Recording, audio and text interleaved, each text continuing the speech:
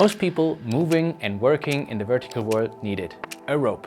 But interestingly, it is pretty useless without one thing, some kind of end termination.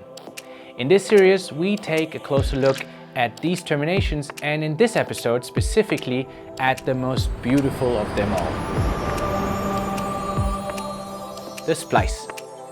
Hi, my name is Phil from the Edelread Knowledge Base.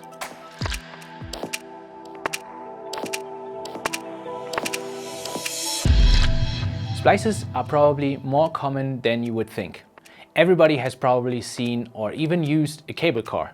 Ever wondered how this cable goes round and round over all those pulleys so smoothly? Exactly. The rope is spliced end to end to a continuous profileless loop.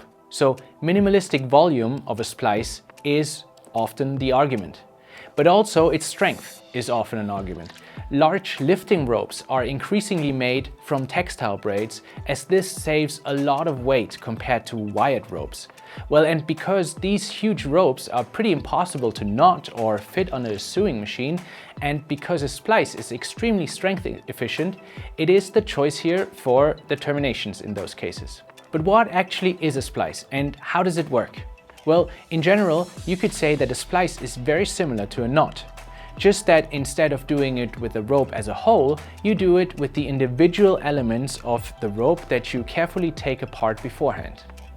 And finally, like a knot, textile elements are arranged in such a way that they mutually pinch each other under load and form a force-fit connection.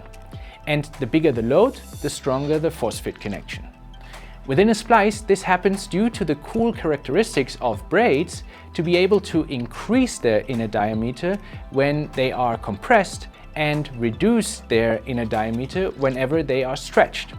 Just like knots, there are an endless amount of different splice constructions that are possible in theory. However, in contrast to a knot, a splice has to be always perfectly adjusted to the rope construction you are dealing with. In general, any braid can be spliced, but not all splices work for every braid construction, and not all braid constructions are equally easy to be spliced. Add to this that a knot you can adjust at any time. It is easy to subsequently change the eye size or the length of the excess rope end. This does not work with a splice. Here the dimensions must be clear from the start and adjusted accordingly in a tedious trial and error process where you have to splice it every time from the beginning. For this little series, we will focus on eye splices as there are many different other splices. So let's look at the most common constructions here. There are two main construction principles for an eye splice. Which one is chosen simply depends again on the construction of the rope that is about to be spliced. The most commonly used rope construction when we look at working at height and specifically PPE ropes as a whole is the one where we have a braided sheath over inner lying core strands. If we would X-ray an eye splice of such a rope, it would basically look like this.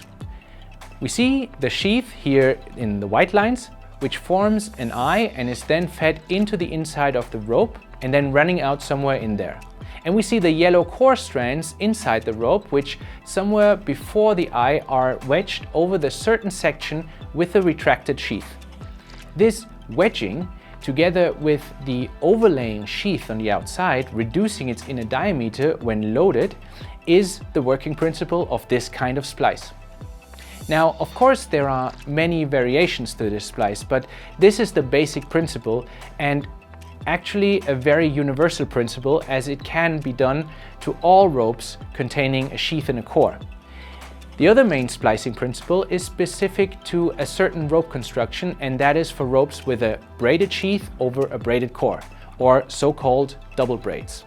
Again, in the X-ray, we see the white lines of the sheath forming the eye and then tucked back into the rope, but then we see that in the inside of the rope, the braided sheath is fed into the inside of the core braid and vice versa, interlocking both elements, basically creating a continuous loop. And now it gets clear why this construction principle cannot be performed on a rope with core strands, as the core strands don't build a coherent textile structure you could tuck the braided sheath into. Have in mind that we now only talked about the basic splicing principles. If we look again at these two basic options, we can see that the eye is coreless.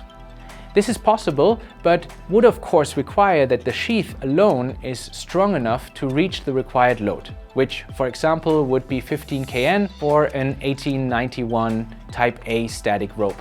To bump up the strength of a splice, what happens often in practice is a combination of these principles. Let's have a look at this. A standard double braid splice actually looks often like this in an X-ray view. Again, let's take it apart step by step. What we can see again is that the tucked in sheath is fed into the braided core, and the braided core in return is fed into the sheath. But now the braided core continues to run inside the sheath through the eye and is later on wedged against the core of the rope formed by the actual core and the sheath. So altogether, actually a combination of interlocking and wedging. This splice has a much higher strength value. The splices we looked at before, you remember those that have a coreless eye, are of course then much weaker. Want to take a first-hand look? No knowledge base video without something breaking, right? So with the standard double braid and this rope with a basic strength of 29 kN, we get to 27 kN. The splice without the core in the eye only gets to 18 kN. So what is the point for the latest splice then? Well, no core in the eye means a continuous rope diameter, where with the standard double braid splice you will get double the rope diameter in the area of the eye. And also, as you were able to see on that X-ray view of the splice, the area behind the eye has quite a lot of material wedged inside the sheath, resulting in a very hard and stiff part. The coreless eye splice, in return, handles like the rest of the rope, from the beginning of the eye until the end. A handling advantage that comes in handy in a lot of applications. Again, there is not the best rope termination, and so it is here with the splices. There is the best one for a specific use case.